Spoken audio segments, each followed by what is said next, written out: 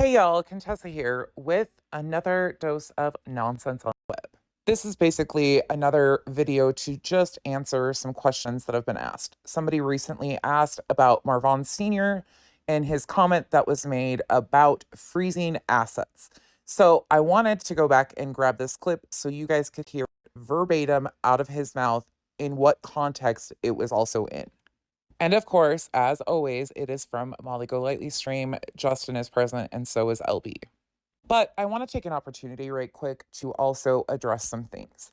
There has been a lot of information thrown around and being thrown at the wall, even on this side of things. People are stating things as facts, which they might be facts.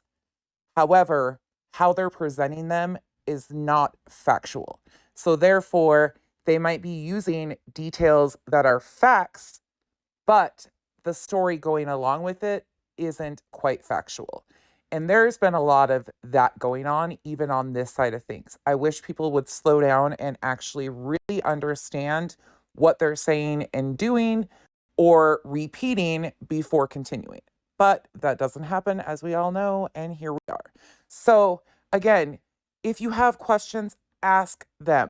But please beware of who you're asking. And if you yourself can't go find the information easily and it's not accessible, be wary of what you're being told to believe because some things just aren't as they seem. And that's not in reference to anything in particular, it's in reference to all of it, such as the reading of her post on Facebook and then the attention it got. And now all the assumptions that have been made off of that one post Letitia made, and people have done lives on it, TikToks, all of it. But let's get into this stream right here. Come down here, what? I don't know. 6 years ago. Wow. Well, she was clearly making it difficult, it would seem, for him to go anywhere. Yes. This was part of MollyGoLightly's stream from August 1st, 2022. You can hear that they have been asking questions to Marvon Sr., who is the biological father of Marvon Jr. And for anybody that might be new, Marvon Sr. and Wynette Jackson are the biological father and stepmother of Marvon McRae.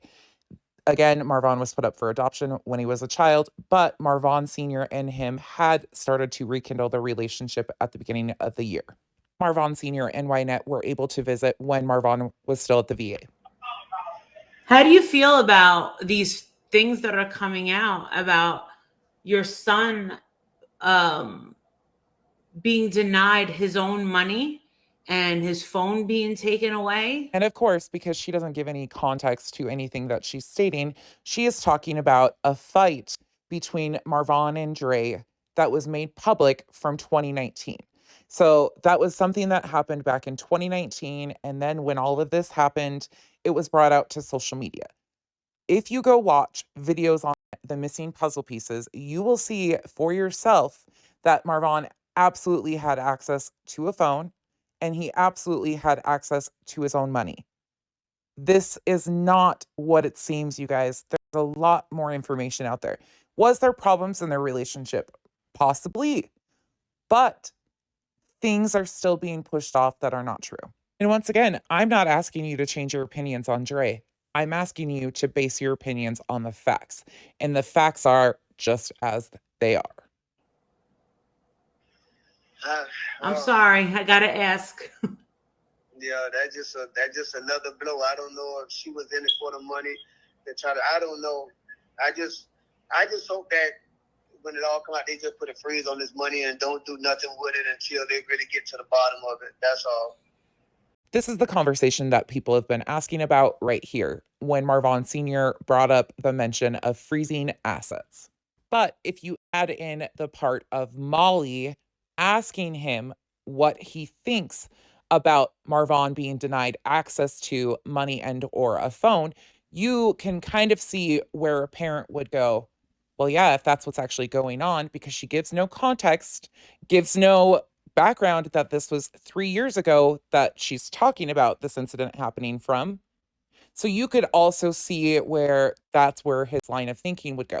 Other people believe that it was all about the money from the get-go. That's all they're after is the assets, because there was a settlement at the end of 2021, beginning of 2022.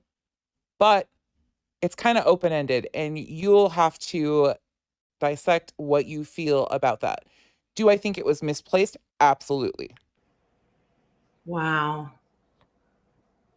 I'm actually just praying that those children are being taken care of right now. Again, y'all, this was streamed on August 1st, way after Marvon Sr. and Wynette had already been to visit him. This was, I think, the second interview that they had given with Molly.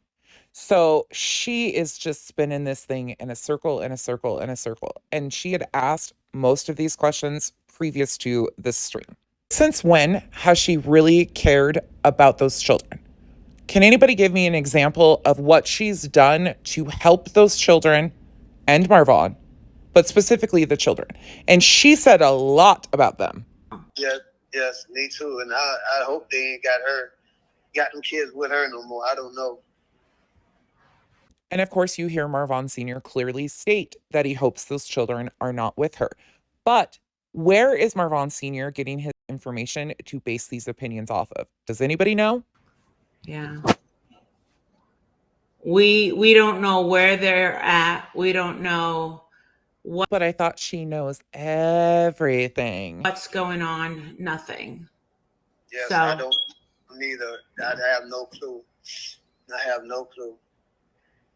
If you guys have been watching my videos, you know that I go back and forth with my feelings on the Jacksons, that I'm very clear that I appreciate the fact that they made an effort to go see Marvon and they didn't bring it to social media. But at the same time, I can't ignore this gut feeling that something is absolutely not right. I mean, we know that even within the Jacksons, because they are making a choice to continue to align themselves with Molly, Justin, Elle, and that side of things. But that's the very people that are harming their daughter-in-law and son and family. That's Marvon's family that these people are harming. And my thought process always goes back to, maybe they just don't know. But then I'm like, there's no way they can't. They're active enough. And if they don't know, why would they blindly go into the situation? Unless that is somebody's telling them something. And I know I think when I was to the hospital one time and I've been trying to talk to Terrell, because I told my wife I was going back in there and talk to her because she was in the waiting room. And you just heard Marvon Sr. say that Dre was sitting in the waiting room when they were leaving the hospital after visiting Marvon, that he actually went back in to speak to her.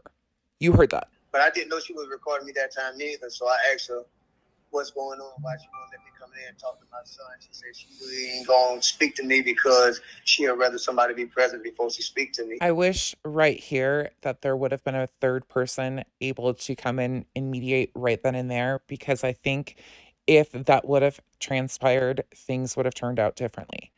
I think there had been so much confusion and people caught off guard in situations at this point in time that emotions were running so high. If a third person could have came in, or if they could have tabled this discussion until the following day and came back to it with a third person, I think things would have been a lot better. And I heard my grandson in the background.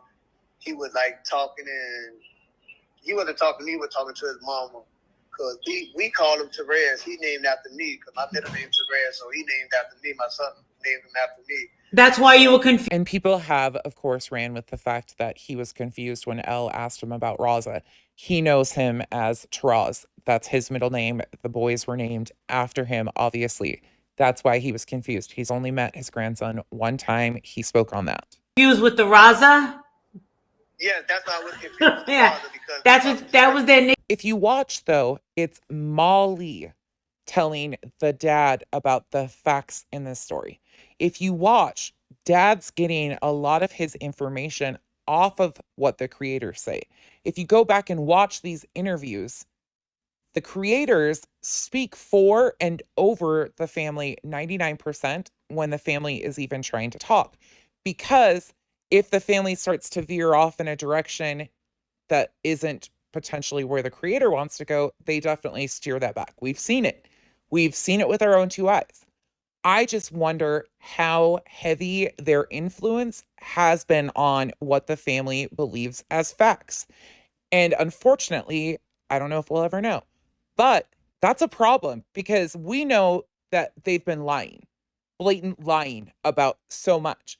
So if they're getting their information from this, why? Why? No matter how hard I try to reconcile this in my head, I cannot.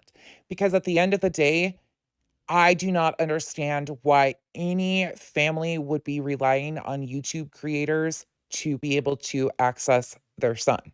That does not make sense to me and never has at all. That would have been the last option I took. But it seems like it was the first option in this case, and that creators and other people have basically set the storyline and have presented that storyline to the family. And now the family has actively made choices to follow this storyline. I don't understand why they themselves, if they're advocating for their son, aren't demanding that their son's story is actually told. That's a problem I have, and I cannot reconcile it no matter which way I try. I go back and forth with it. I still 100% cannot confidently say I understand their thought process one bit, because to me, it doesn't seem rational one step of the way. I'm not here to change anybody's opinions on anything because, first of all, I'm a stranger on the internet and that shouldn't really be happening. But I'm here to give you the facts so you can actually build an educated opinion based off of the facts in the case and what has actually been said and what context it was also said in. Because with all of these clipped and screwed videos, when there's important statements like that, it seems to be that there's a lot missing on the front end or the back end of these. And that's happening, sadly, on all sides of the fence. And then there's the flip-floppers who are coming in and now greatly muddying the water on this side and saying that they're providing facts, but they're twisting the story around facts and details because, once again, they will not put the effort in. Contessa, over and out.